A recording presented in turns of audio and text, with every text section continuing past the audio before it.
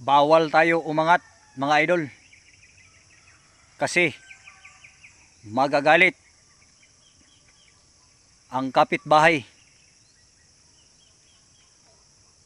Kaya di pala tayo pwede umangat kasi maraming magagalit sa atin. Yung mga kapitbahay natin. Pero tuloy lang tayo mga idol. Hayaan na lang natin yung mga kapitbahay natin.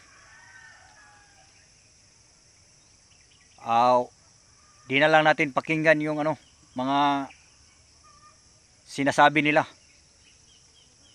So ganyan talaga ang mga kapitbahay. Di sila gustong umangat tayo. Di nila gusto na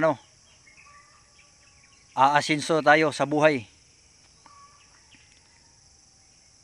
Pero tuloy-tuloy lang. Wag na lang nating pakinggan yung mga kapitbahay natin.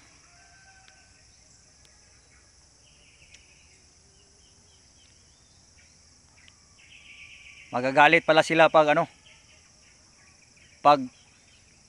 aangat tayo.